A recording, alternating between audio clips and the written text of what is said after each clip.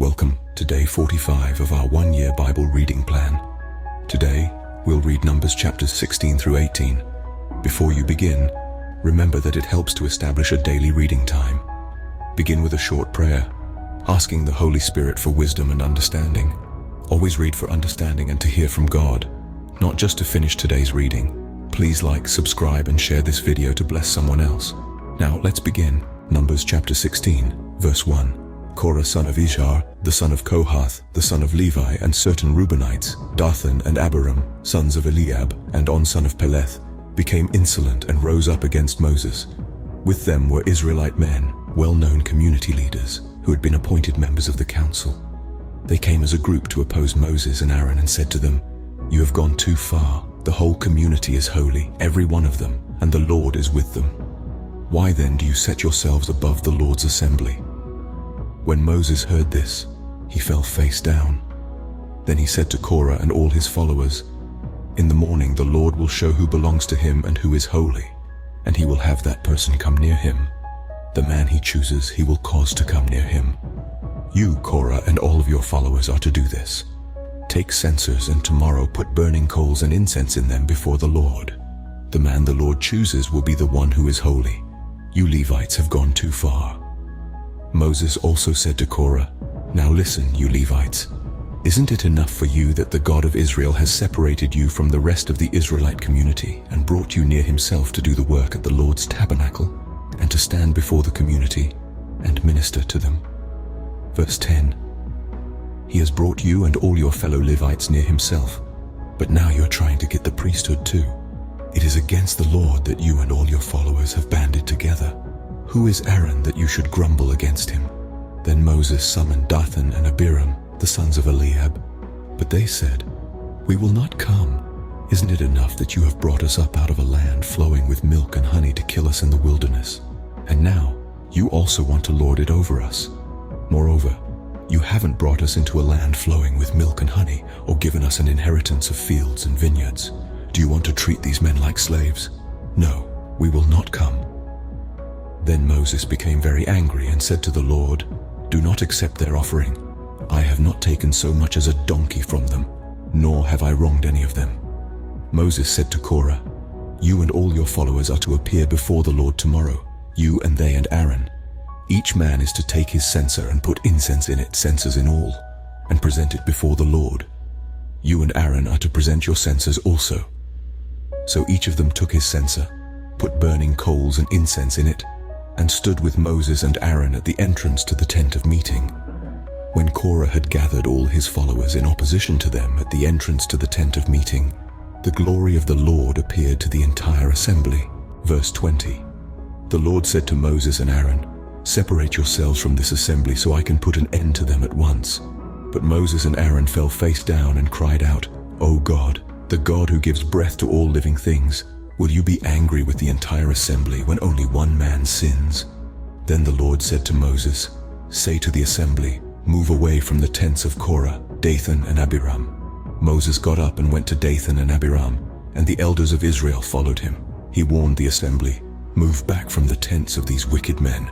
Do not touch anything belonging to them, or you will be swept away because of all their sins." So they moved away from the tents of Korah, Dathan and Abiram.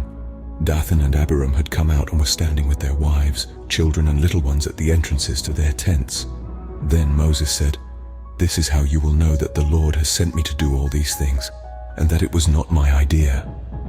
If these men die a natural death and suffer the fate of all mankind, then the Lord has not sent me." Verse 30. "But if the Lord brings about something totally new, and the earth opens its mouth and swallows them, with everything that belongs to them, and they go down alive into the realm of the dead, then you will know that these men have treated the Lord with contempt." As soon as he finished saying all this, the ground under them split apart, and the earth opened its mouth and swallowed them and their households, and all those associated with Korah, together with their possessions. They went down alive into the realm of the dead, with everything they owned. The earth closed over them, and they perished and were gone from the community. At their cries, all the Israelites around them fled, shouting, "The earth is going to swallow us too." And fire came out from the Lord and consumed the men who were offering the incense. The Lord said to Moses, "Tell Eleazar, son of Aaron the priest, to remove the censers from the charred remains and scatter the coals some distance away, for the censers are holy, the censers of the men who sinned at the cost of their lives. Hammer the censers into sheets to overlay the altar, for they were presented before the Lord and have become holy. Let them be a sign to the Israelites." So Eleazar the priest collected the bronze censers brought by those who had been burned to death, and he had them hammered out to overlay the altar. Verse 40. As the Lord directed him through Moses. This was to remind the Israelites that no one except a descendant of Aaron should come to burn incense before the Lord, or he would become like Korah and his followers. The next day, the whole Israelite community grumbled against Moses and Aaron. "You have killed the Lord's people," they said. But when the assembly gathered in opposition to Moses and Aaron and turned toward the tent of meeting, suddenly the cloud covered it, and the glory of the Lord appeared. Then Moses and Aaron went to the front of the tent of meeting, and the Lord said to Moses, "Get away from this assembly, so I can put an end to them at once." And they fell face down. Then Moses said to Aaron, "Take your censer and put incense in it, along with burning coals from the altar, and hurry to the assembly to make atonement for them. Wrath has come out from the Lord, the plague has started." So Aaron did as Moses said, and ran into the midst of the assembly. The plague had already started among the people, but Aaron offered the incense and made atonement for them. He stood between the living and the dead, and the plague stopped. But people died from the plague, in addition to those who had died because of Korah. Verse 50. Then Aaron returned to Moses at the entrance to the tent of meeting, for the plague had stopped. Numbers chapter 17, verse 1. The Lord said to Moses, "Speak to the Israelites and get 12 staffs from them, one from the leader of each of their ancestral tribes. Write the name of each man on his staff. On the staff of Levi, write Aaron's name, for there must be one staff for the head of each ancestral tribe. Place them in the tent of meeting in front of the ark of the covenant law, where I meet with you. The staff belonging to the man I choose will sprout, and I will rid myself of this constant grumbling against you by the Israelites." So Moses spoke to the Israelites, and their leaders gave him 12 staffs, one for the leader of each of their ancestral tribes, and Aaron's staff was among them. Moses placed the staffs before the Lord in the tent of the covenant law.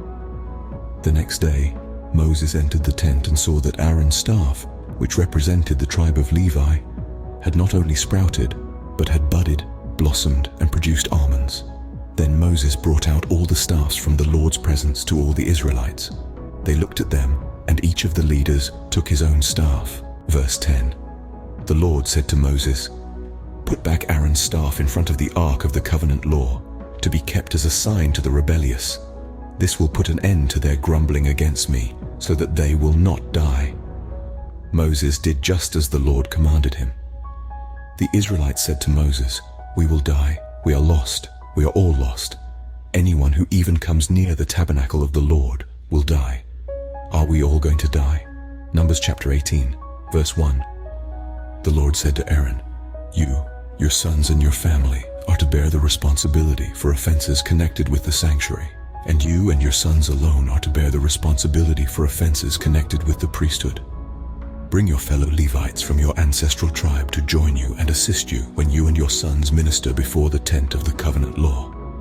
They are to be responsible to you and are to perform all the duties of the tent, but they must not go near the furnishings of the sanctuary or the altar. Otherwise, both they and you will die. They are to join you and be responsible for the care of the tent of meeting, all the work at the tent, and no one else may come near where you are. You are to be responsible for the care of the sanctuary and the altar, so that my wrath will not fall on the Israelites again. I myself have selected your fellow Levites from among the Israelites as a gift to you, dedicated to the Lord, to do the work at the tent of meeting. But only you and your sons may serve as priests in connection with everything at the altar and inside the curtain. I am giving you the service of the priesthood as a gift. Anyone else who comes near the sanctuary is to be put to death." Then the Lord said to Aaron, "I myself have put you in charge of the offerings presented to me.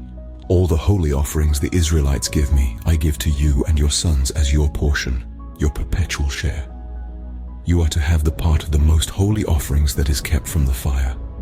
From all the gifts they bring me as most holy offerings, whether grain or sin or guilt offerings, that part belongs to you and your sons. And, verse 10, eat it as something most holy.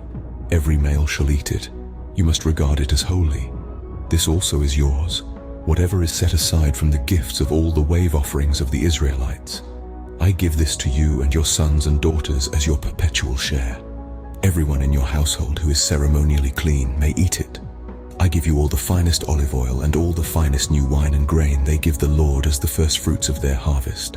All the land's first fruits that they bring to the Lord will be yours. Everyone in your household who is ceremonially clean may eat it. Everything in Israel that is devoted to the Lord is yours. The first offspring of every womb, both human and animal, that is offered to the Lord is yours.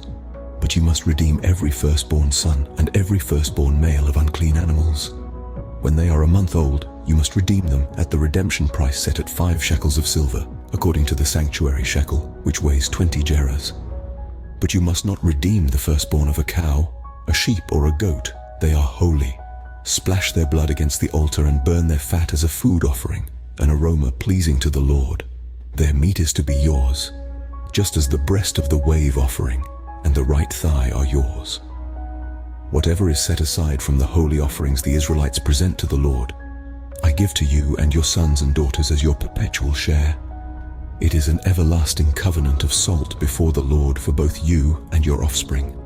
Verse 20, the Lord said to Aaron, you will have no inheritance in their land, nor will you have any share among them. I am your share and your inheritance among the Israelites. I give to the Levites all the tithes in Israel as their inheritance in return for the work they do while serving at the tent of meeting. From now on, the Israelites must not go near the tent of meeting, or they will bear the consequences of their sin and will die.